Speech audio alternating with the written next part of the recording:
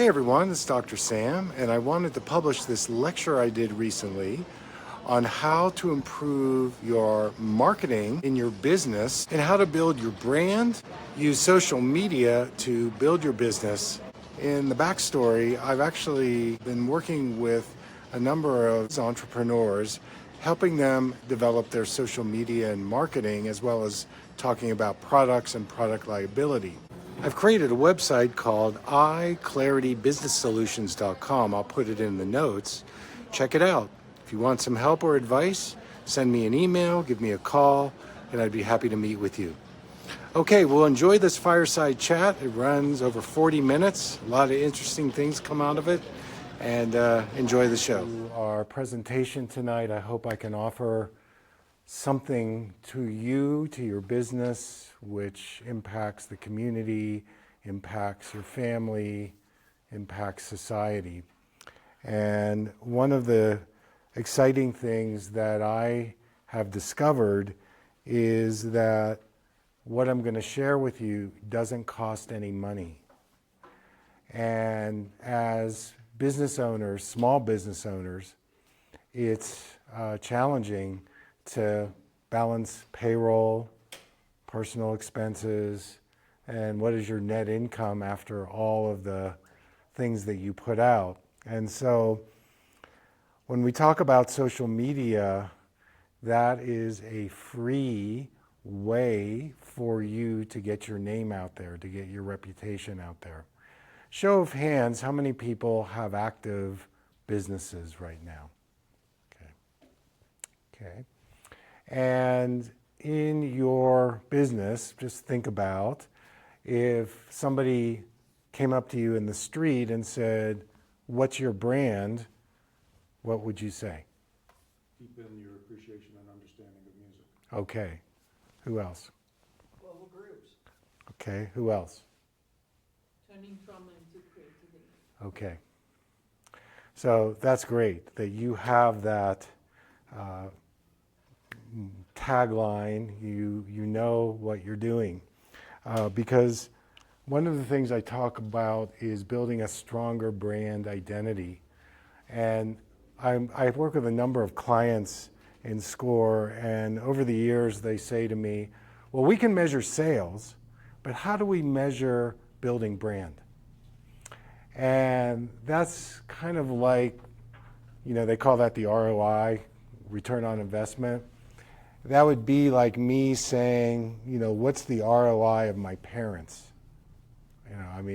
What's the ROI if I'm raising my kids? What kind of parent am I? It's very difficult to measure analytically if you're really focused on brand. It's your reputation. What we usually do is we measure it based on sales. One of my colleagues in SCORE is really great at spreadsheets and can do projections on costs, expenses, revenue. And the data part of it, of course, is important. But the difference between sales and brand is that sales, you are going to the customer. Brand, the customer is coming to you. And it's a very different dynamic. And, I hear arguments on both sides. We need sales and branding. But the thing about branding, if you know your brand identity and your brand voice, that is going to carry you over the long haul, especially with all the ups and downs that are going to happen in every business. So one of the ways that I want you to think about your business is, who is your target audience? Like, who are you trying to reach? Who are you trying to reach in your... It's a whole ecology of people. Okay. So one of the things in social media that the experts talk about, and humbly I have found, is can you narrow in your age group, your gender, and then you can start creating social media posts very narrowly on whoever that segment of the population is. A couple slides from now, I'm going to talk about something called segmentation. It's kind of a new thing that's going on in marketing, where you go really narrow and deep around who are you actually targeting. Because if you're too broad, then people are not going to resonate in the same way as if you have, say, a 25-year-old who's been traumatized, or something. You might share something in a post, and they go, "Wow, that's the way you're going to start building your community." So going deeper and knowing your audience is important. And then the next thing is leveraging, well, what platform or platforms do you want to focus on? Last week we had a gentleman here who works with business to business. We call it B2B. And he knew nothing about LinkedIn. That was like his, whoa, you mean I could really start running ads on LinkedIn and posts to get, because he doesn't need a lot of customers, but he's targeting other businesses. So I would imagine everybody here, but please tell me if it's different, you're going after consumer. It's business to consumer. Is that true, or are you going after other businesses as well? Mostly B. Well, I would just say that the kind of partnership marketing that you're talking about, Mm-hmm. you need to have brand awareness, and you need to have a presence in order to be able to say to somebody, "This is what I'm doing, would you like to join me?" So there's an overlap there. There's an overlap. Otherwise, consumers. Yeah, it's really good. So, what you might need to strategize is, do you want to spend a little time on LinkedIn? Is that something that you want to target, even if it's just in New Mexico, depending on, what your businesses are? Again, you can get very specific about who you're targeting depending on the social media site. Probably today, if you're doing business to consumer, TikTok is still probably one of the hottest platforms, because you don't have to have a lot of followers, and if you put out a really good post, you can go viral. And it depends on the subject matter. So TikTok rewards you if you have an interesting subject or a really entertaining video. And I'll tell you another thing that's really good is TikTok Live. So on some of these social media sites like Facebook and Instagram, what I have found today, because I used to be a big Facebook Live person. I used to do Facebook Live every week.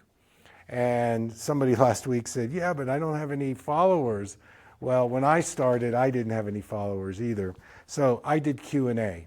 And so I had all these questions I wrote out, and I would say, "Oh, Mary from Madison, Wisconsin is writing," and I would answer her question, and Paul from San Francisco, California. So at the beginning, nobody was watching, but the thing about it is that it's recorded and it's on there. Plus, I was recording it as well, and then I was chopping up the presentation to short snippets, and then I was reposting those. So repurposing them. But with TikTok Live, the longer you're on it, the more people who know nothing about you can start jumping on. And they do, at the end, there's a few TikTok recordings that they will give you. Don't delete any of them, because if you delete it, that's going to go against you. So don't do that. But you can take those snippets and they're going to be on your feed. So it's a really great way for you to get new people, their eyeballs on you. And again, I remember being I was telling this story last time. I was at an airport and I had this great idea. Here I am, or here's the idea, blah, blah, blah, blah, blah. And I posted it, the lighting was terrible, and I got 300,000 views. So, some people want to overproduce, and you don't need to do that. You don't need to get the fanciest microphone. You don't need to get, the fanciest equipment. Your phone is going to probably do it just fine. One of the techniques I did at the very beginning is I had a gimbal. So in other words, I could walk and I could talk. And so I like to hike. So I would go, up to Santa Fe National Forest, and I'd say, hey, this is Dr. Sam, and I have a question here, blah, blah, blah. And I would post that, and people would love it. Because it wasn't just people interested in health and wellness, but people interested in nature, people interested in where are you in Santa Fe. So, there's a lot of creative ways. I remember being at a restaurant and getting inspired to talk about food, and again, posting something, and so what I'm saying is, think of yourself as a media company. You are now a media company, just like HBO, CNN, all of those but the advantage you have is that you can pivot. If something doesn't work, you can try something else. With these big companies, and I've consulted with a few of them, they still want to do TV commercials. They still want to do billboards. Hello, that was like 20 years ago. The thing is that you have this opportunity to capture attention, and if you start posting regularly, I guarantee you that your business will improve. Okay, so mastering your social media content creation based on your brand. One of the things that my team and I have done is we've looked at the social media posts that have done really poorly and the ones that have done really well. And the ones that have done really well, we repurpose them. The other day, there was a video that I did on TikTok. I don't know, I got 200,000 views. I actually took my phone and I recorded part of the video on the computer, and then I came on and I said, okay, and this is what's happening now in the industry. And again, it exploded because I was looking at what videos did really well. So, once you have an archive and you experiment, another good one is green screen. So let's say you're in an industry and there's industry news or something, you can take a picture on your phone, and that picture of the article then becomes your background, and then you can talk about that. That's really great. Or another thing that I like to do is, I'm a photographer, so I'll go out and take the most beautiful pictures. I was rafting Cataract Canyon in southern Utah, and so I took a lot of great pictures. We did time-lapse pictures. So I would put that on Instagram, and then I would write like 2 or 3 paragraphs of something, a point I wanted to make across. So there's a lot of ways that you can start posting and experiment. Some things are going to work, some things aren't. A lot of it depends on what your comfort zone is. So if I asked you, what is your social media platform that you digest personally? Is there a social media platform that you like? Which one? YouTube. YouTube, okay. So you might consider then, because you've spent some time on YouTube, YouTube Shorts do really, really well, and Google, which owns YouTube, is the second largest search engine. So again, it's another place where you can go viral, YouTube Shorts. And the other thing about YouTube I like is you can do long form.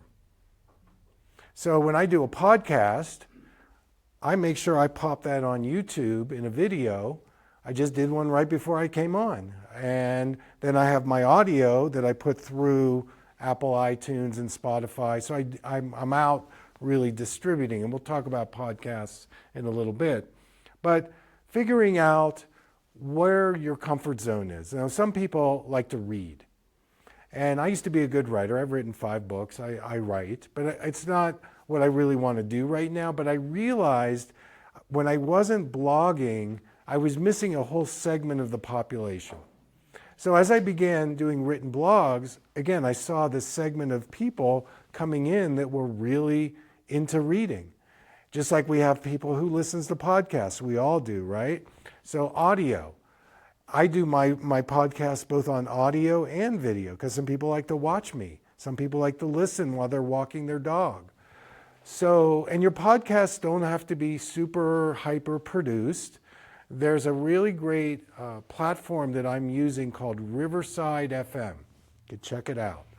And it's so great because you record something, they can split it into your audio or your video, They'll do that for you. They also create your transcript, which is important to put on your website because that's how you get your search engine optimization, better known as SEO. And also it'll do a summary, keywords. This is the podcast, even the timestamp. Oh, I want to listen to this part of the podcast, so I go to this timestamp. So it does all of that. And then the last thing it does, which is my favorite, it's why I do podcasts really, is it splits the podcasts into 30 to 50 second sound bites. So guess what I do with those? I post those all over Facebook Reels, YouTube Shorts, Instagram Reels, TikTok, and then I'll say as a teaser, if you want to listen to the whole podcast, go to YouTube or Apple, or if I'm selling something, that's what I do. So it does everything for you. It even helps with the sound. So the other thing you can do with a podcast is you can do an intro and then you can do an outro. So, hey, this is Dr. Sam Byrne. This is the Byrne Podcast. It's a show that offers cutting edge information on holistic health, vision, nature, and lifestyle. If you want more information, you can go to my membership site, enjoy the show. And then after the show, I might have another announcement that's pre-recorded, and I just put that before and after. And there's something called a thumbnail. So a thumbnail is like a picture. And has anybody heard of Mr. Beast? Mr. Beast is like the #1 YouTube guy, and he spends millions of dollars on getting the right thumbnail picture on YouTube. Because the first few seconds and the thumbnail can make all the difference whether somebody is going to stay on your social media content or not. So knowing what your thumbnail is, that's another thing. There's a lot to think about. There's the hashtags.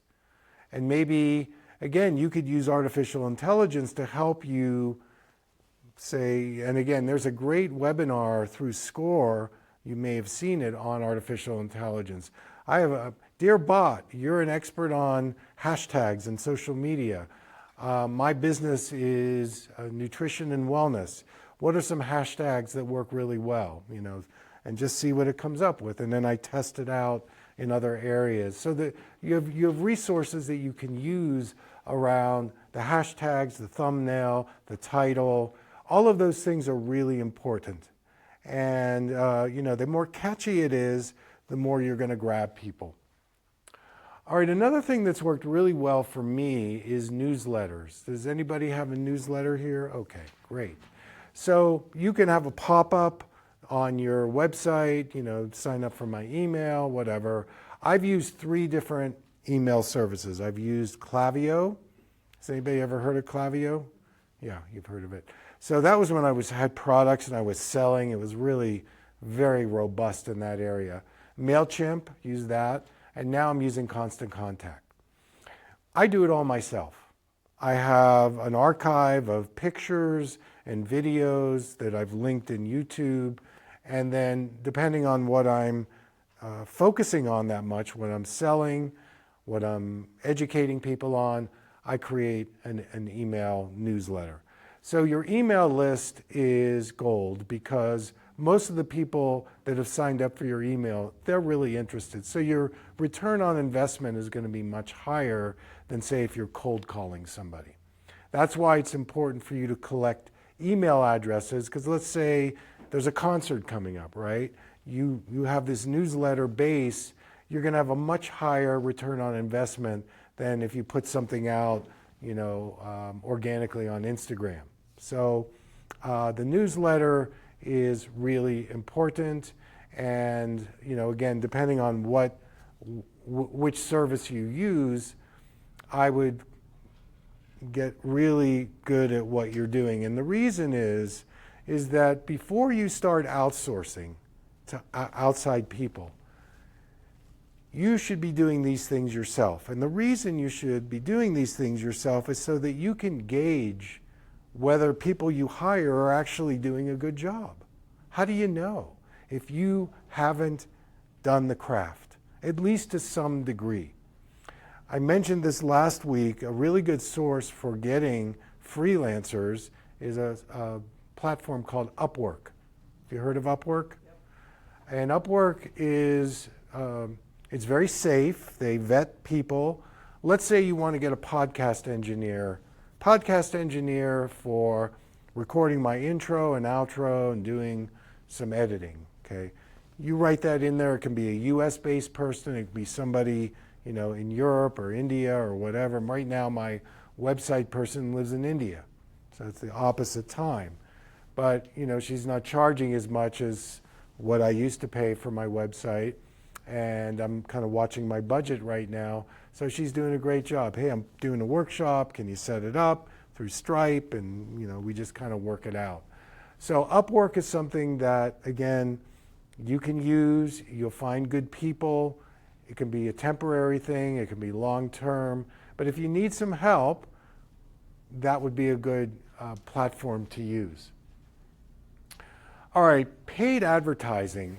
So I think this comes later, unless you have some really hot products that you're selling.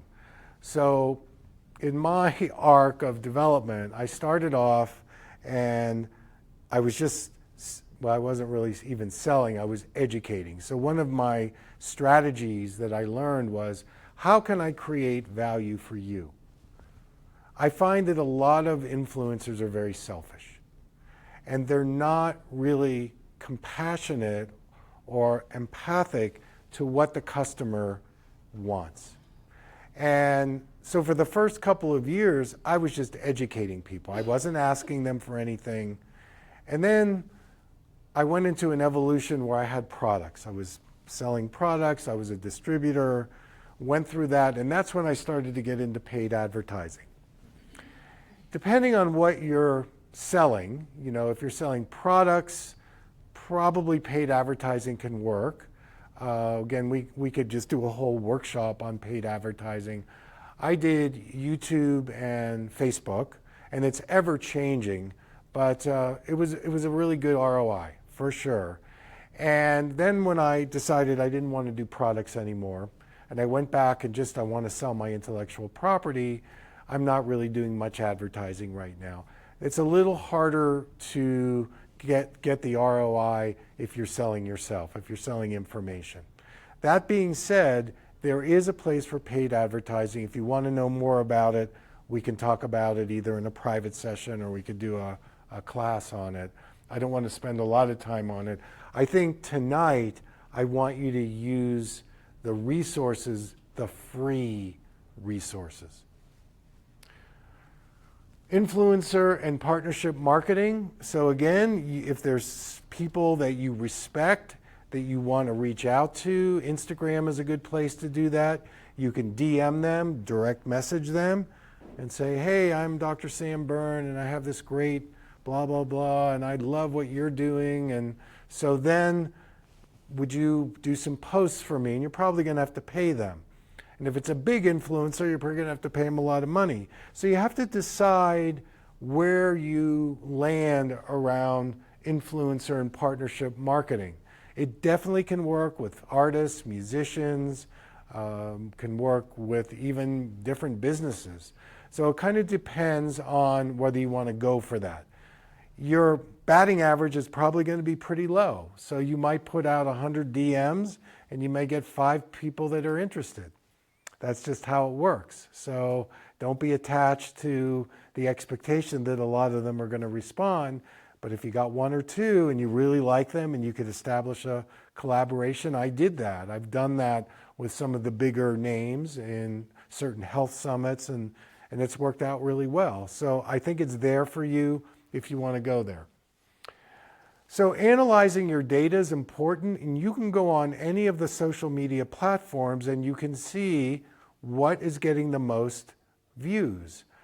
I can tell you this, that there's certain times that you want to be posting. For example, you can look like, say, between 7 and 11 p.m., that's probably a good time to be posting, or early in the morning. And it kind of just depends, the title, the length, the content, and when you post. All of those things are important, and you can always, either go on Google and say, when is the best time to post?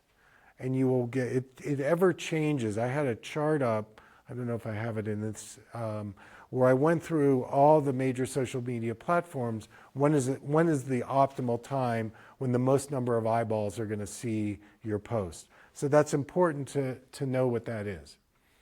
Stay agile and be able to pivot. So important. I can't tell you how many mistakes I've made. I've made errors, and I just go, okay, I'm going to pivot. Okay, I'm going to move from one to the other. I'm still doing that. That's part of being an entrepreneur. That's part of being a CEO, an operator. You're going to make mistakes. And the key is that you just move forward. It's like, don't beat yourself up. It's part of the learning process. I have had such nightmares. Sometime I'll tell you about some of them. And the other thing is I've had amazing, exhilarating experiences as well. So you're going to have those highs and lows, and if you can stay agile and move forward, that's great. And then the last thing is planning for product and service liability. I just did a webinar on this. You can go on SCORE. This is really important. I can't emphasize this enough. Even if you do coaching, you should be aware of liability. You should get some kind of agreements with your clients. Like I have a membership service now, and the terms and conditions that I had to go through, it was a 7-page thing. It's, like when Apple does their update and they have pages and pages and then you agree to it. Well, there's a lot of things you have to be careful about. Privacy, cookies, what if somebody is uploading a video from your website or your membership site? What if it's an international? So if you sell products, talk to a legal person about what the international mark is before you sell to Denmark, because it's a very different system over there. And if you start getting some traction, you will get in trouble, and then the legal fees are really high. Really, and you don't want to do that.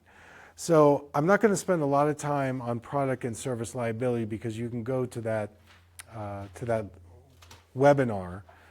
But What's the name of the webinar? I think it's just product liability. And there's actually in this booklet that you all have, I put the, I think I did. Yeah, there's product liability, I'm sorry, there's no page numbers, but there's a QR code that goes to it. Oh, great. Yeah. I highly recommend it because if you do your due diligence now, you're going to save yourself a lot of heartache, time, and money. And as a small business owner, you can't afford to have a lot of legal liabilities. I mean, what the cost of legal care is today, it's astronomical. And so to avoid that, again, you could go to LegalZoom, you could look at Upwork. I got a great contract lawyer on Upwork, and so she does all my agreements for all my workshops and all my coaching sessions, even informed consent with my clients and patients. So I have all that set up that I can just email them, they sign it, we're done, I'm protected. And if you sell products, anybody here sell health and wellness products? No, okay. So I'm an expert at that. And if you know anybody or you're thinking about doing that, talk to me. Be very careful. I've spent a lot of time in the offices of the FDA. I know them very well. They know me very well. We're actually on very good terms. And other government agencies.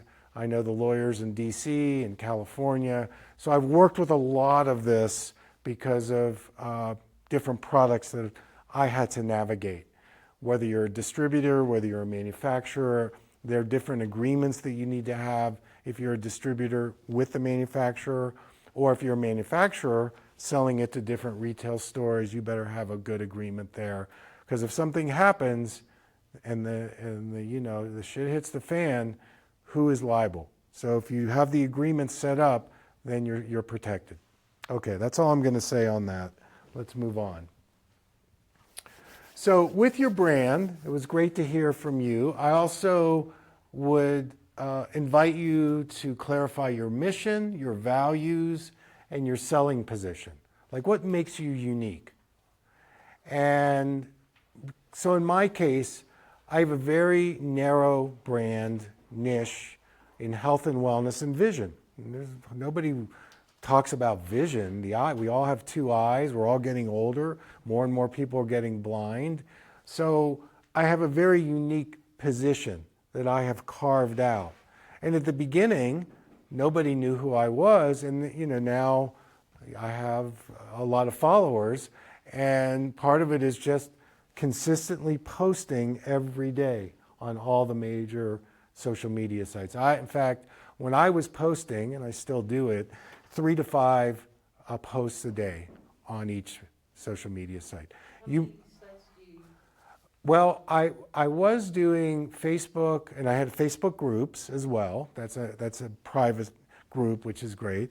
Facebook, Instagram, YouTube, LinkedIn, TikTok, Twitter, and now Thread, which is part of Instagram. Could you repeat those again? Yes, I'm sorry, I'm going really fast. Facebook, Instagram, LinkedIn, YouTube, TikTok, Twitter, now it's called X, and Thread.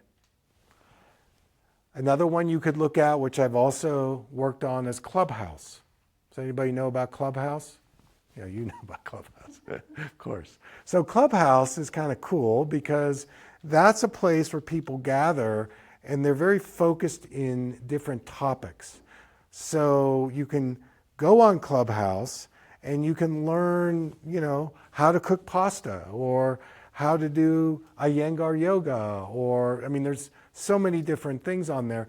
And so as you start developing, because it's all about collaboration on Clubhouse, you can start having your own group. And then you can invite collaborators. And so it's something you could look at if you want to. There's Snapchat is another one. There's Pinterest, if you do a lot of pictures. I have a client who's a chef, and she's coming out with a book. And so she has all these great pictures. Pinterest is something that she really likes working with. So it kind of depends on, of course, we're back to the selling position. This other thing is really important, and it's about your story.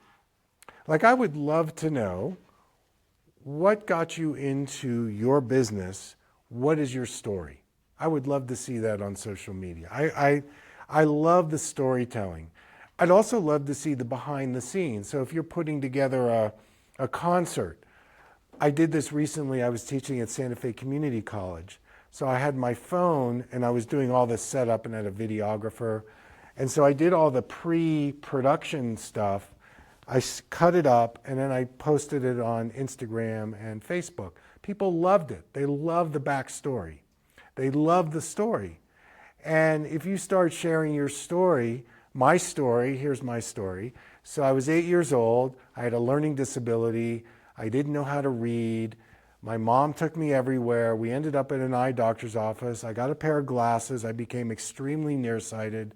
I had a learning disability through my whole academic career. When I was 30 years old, I met a doctor and I dissolved my need for glasses and my learning disability went away because I learned to use my two eyes together.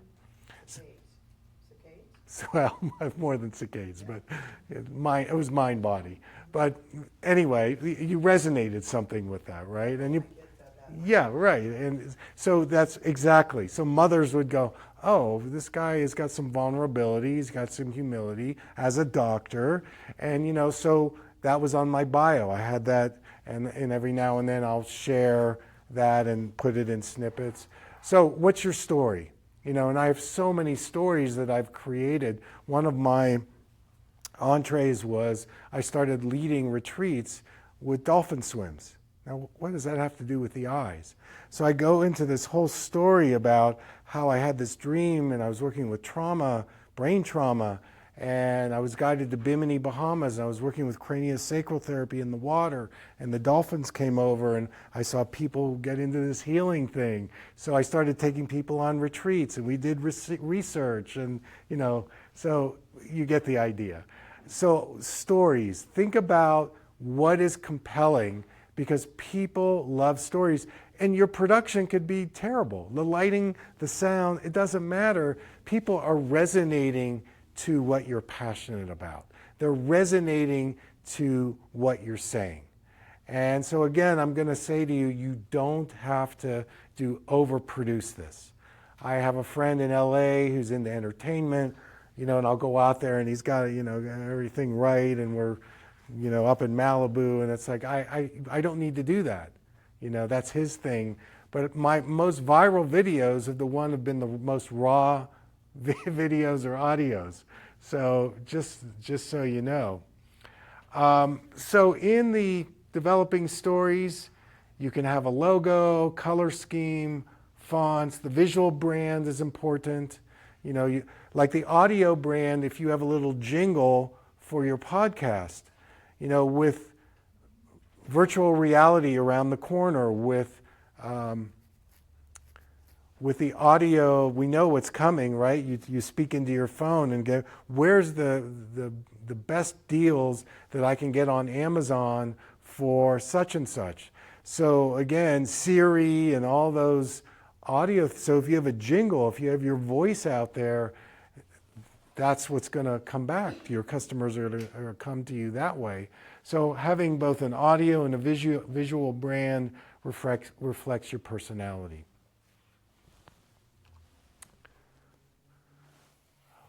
I talked about this, a great story. You don't have to have super production. Brand voice is important.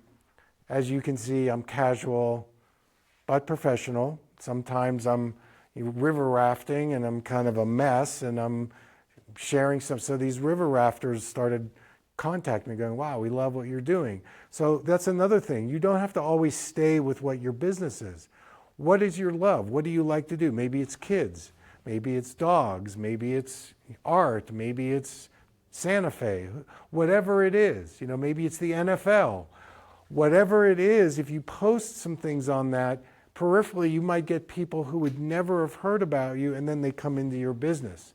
So don't be afraid to step out of your whatever your business is and go with what you're excited about, what your passion is. That's very, very important. Give yourself permission. So back to knowing your audience. This is important to do some type of market research on demographics, behaviors, interests, and we're going to talk about this one, pain points. Pain points. What are pain points? So pain points are like friction, like something needs fixed. And a great example I have is people don't have enough time, right? We're crunched for time. So the fast food industry recognized that. That's a pain point. And so what did they do? Save 7 minutes by going through McDonald's drive-thru or Starbucks and get your coffee or get your Big Mac. So thinking about your industry, what's a pain point? Because people are really motivated if there's a pain point. And it's different than a desire. Oh, I kind of like this. So you don't have the same energy behind it. So identifying what the friction is, where is the need not getting met? And if you can find that, you've struck gold. A couple years ago,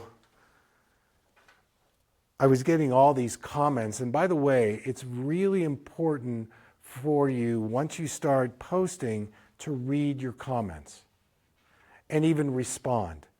That's one of the best ways to build your brand, by responding to comments. And when I read the comments, like I had a lady, she wrote me and she said, do you know about this new cataract procedure? It's called light adjustable lenses. So I look it up, and basically it's this new procedure where they put these lenses in your eye and they adjust based on the distance you're looking. So I researched it for about 10 hours. I did a podcast on it. I did some videos. I did a written blog. Bang, I got a lot of people. It was all based on this one lady asking me about it. And I never thought it was really that important, but a lot of people are getting cataract surgery. So I was like, okay, I better listen. Another area was floaters. You get those floaters in your eyes. That drives people nuts. So I started to do these videos on liver health, because liver and eyes go together in Chinese medicine. Again, it exploded because we're like, wow, nobody ever talks about the liver and the eyes. What if I clean my liver, do a liver cleanse? Oh, my eyesight gets clear. So those were pain points that I saw through the comments and just kind of knowing my community.